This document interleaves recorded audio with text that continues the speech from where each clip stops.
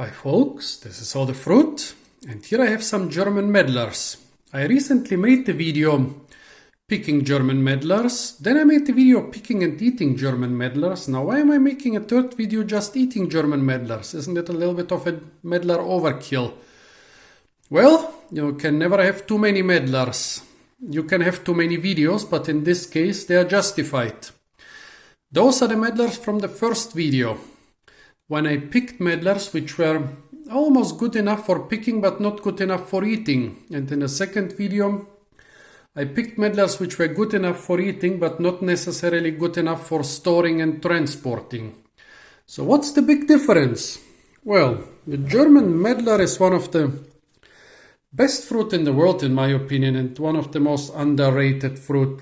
And I think one big reason for this is that nowadays people just don't learn how to eat Medlars.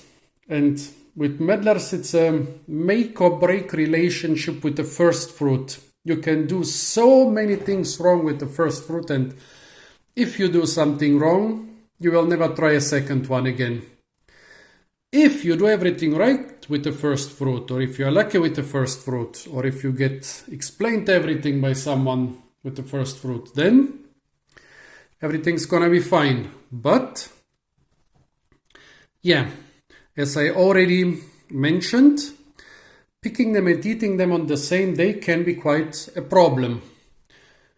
Well, yeah, in the second video I was eating Medlars which were already pretty soft, and it's quite impossible to transport them or store them for a long period. Basically, when I have tried to transport ripe Medlars, I always ended up with a plastic bag full of goo, which is fine if you want to make some jam or jelly or other products immediately. But when you want to eat them out of hand, ripe Medlars, yeah, you eat them either from the tree or from the shrub, or you store them very carefully in boxes which are like isolated with paper and stuff, or you end up with goo.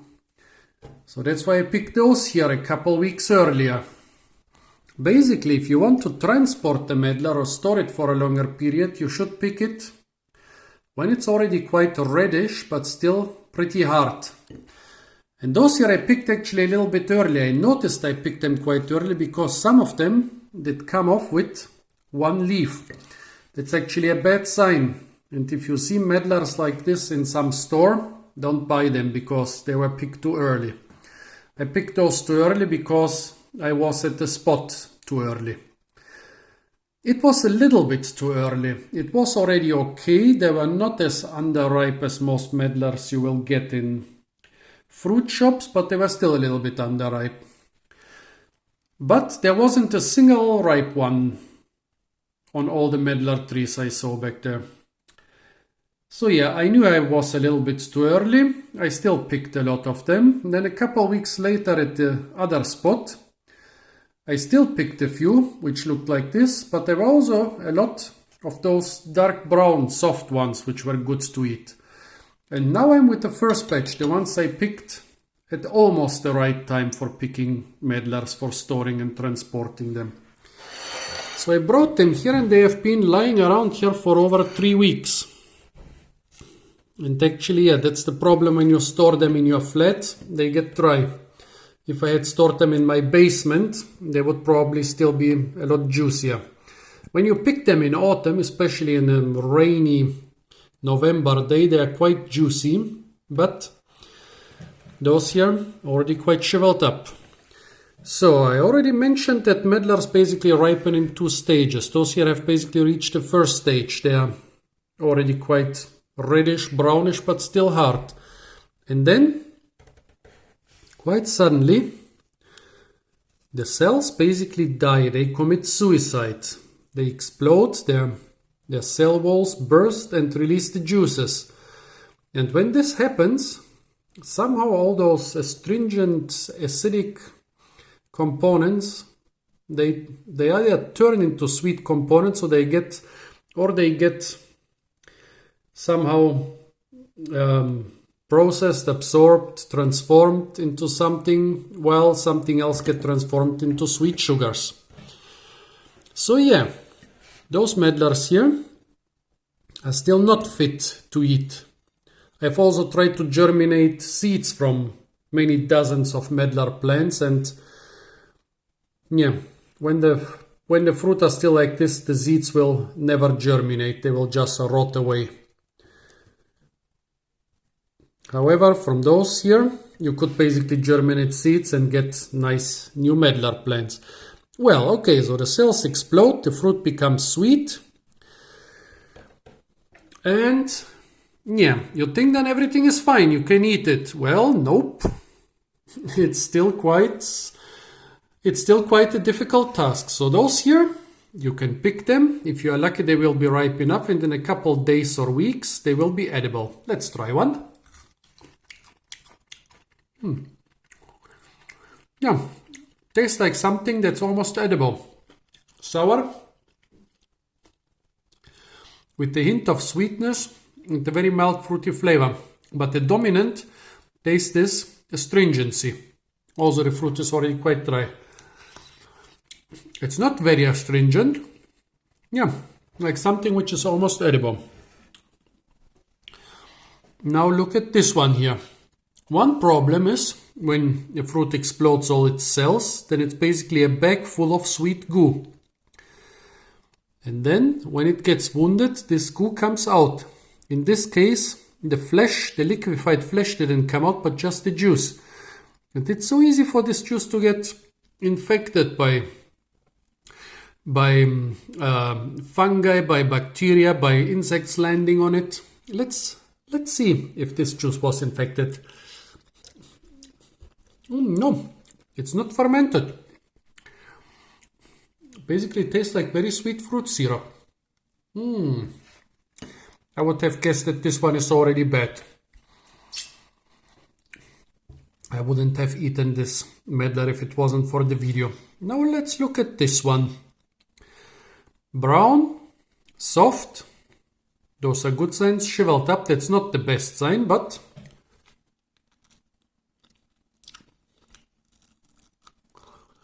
oh yeah, this one is good to eat. That's what the inside has to look like. A nice reddish brown. Normally a medlar would taste more like apple sauce or plum sauce. This one almost tastes like dry fruit because yeah, it is quite dry because I stored it in my flat for almost a month. A good one. What about this one? Part of it is soft and brown. It's already quite shriveled up, but part of it is black. Often this black part will also be hard. Well, this black part is infested by black mold. And black mold is no joke. Black mold can actually be toxic. Look at the inside. The bright brownish, reddish, rusty stuff could still be good or is probably already going bad. I will not try it because part of the fruit is clearly rotten. Dark flesh. Yeah, so out of the 4 fruit I tried now, if you didn't know medlars and you would try this one, you would say, bleh, it's not worth the trouble. This one, I guess most people wouldn't even try it because the juice is already running out of it. So everybody would guess that it's running out of it because it's already fermenting. The third one, this one, was quite good, but in this case a little bit dry. So if this was my first medlar, I still would be a little bit disappointed. But basically this was the one which was good to eat. And the fourth one, yeah, no need to say anything more about it. So 4 medlar fruit I tried here, and only one of them was basically fit for human consumption. And even that one in this case was, yeah, too dry. But basically this is the stuff that's good for human consumption.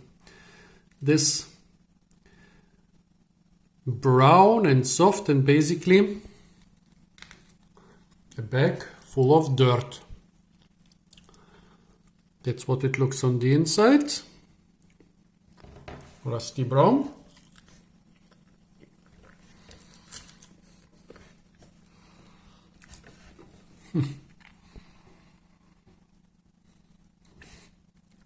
So you see how many things you need to do right with the medlar. You need to go to your medlar garden or to the wild medlar grove.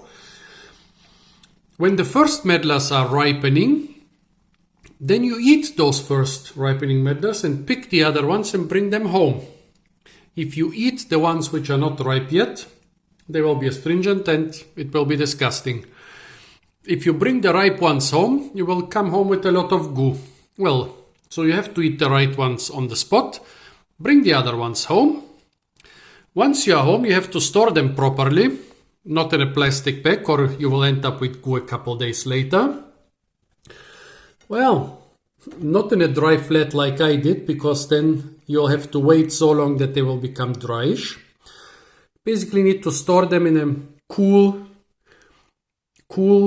dry place, but not too dry, not as dry as a human apartment, maybe dry as a basement. And then you should hope that they don't get any basement smells. Well, some people say medlars need frost to ripen. That's not true. The frost just bursts the cell walls a little bit earlier. You could put them in your fridge, but if they are too underripe, you will end up with very tasteless medlars. They will seem ripe, but they will be quite tasteless. Well, and then, even once they are ripe, the chance that they get infected, because this is basically not a live fruit like an apple. This is a live fruit. This one, which is fit for consumption, is a dead fruit. All the cells exploded. There are no protective cell walls. There is no life. There are no enzymes which fight infections. And so you can end up with a lot of those medlars. So imagine, yeah, that's what I mean with a make or break relationship with the first fruit. You have to do so many things right, and if you do them wrong with the first fruit, it will either be just unpleasant to eat or outright dangerous, like with the black mold. Guess that's the reason medlars are not so popular anymore. I hope I managed to popularize the medlars a little bit with you. Maybe you can try a medlar now. November is the time to pick them. And there are some ornamental medlars in parks and gardens all around Europe. Even if you are not in the areas which still use, where people still use medlars for food. Even if you're in Western Europe, Germany, Britain or so, you will find some ornamental fruit in the parks. Try them out. Be careful not to get any moldy or rotten fruit. And please write in the comments if you liked them or if they were disgusting and for what reason.